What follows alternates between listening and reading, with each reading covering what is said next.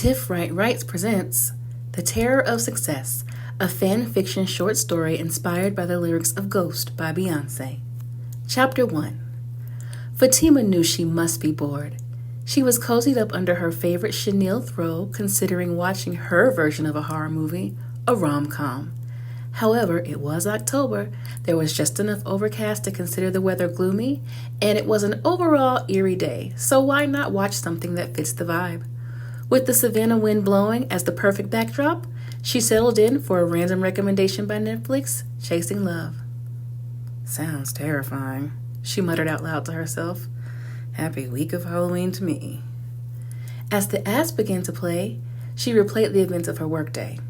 Her boss at the ad agency selected her pitch for their newest client, Alcathrist. Not only that, but she trusted her with the task of pitching the concept herself at the client's home office in New Orleans. She had only been there for 4 months, and although she had definitely held her own in brainstorming sessions and executing campaigns for standing clients, she had learned early on that hard work didn't always pay off. Actually, being recognized and rewarded was weird and scary. What was she supposed to do with that? Handling disappointment and being overlooked was much easier.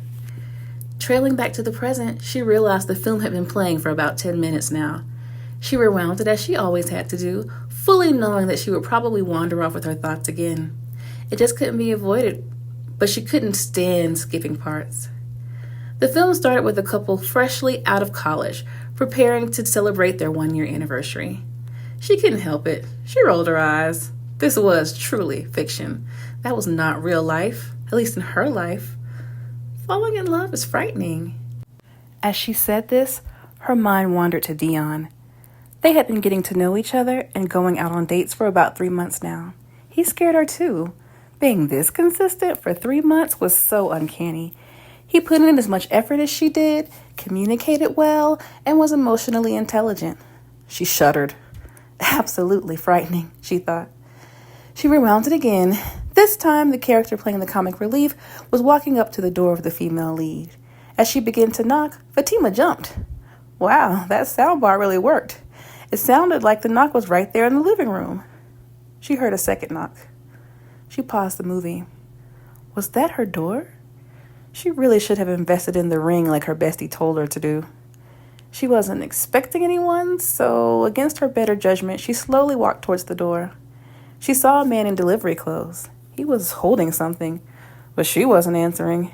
She had saw a special on TV once that men will come to your door and pretend to be with a delivery service and then force their way into the house once you crack the door.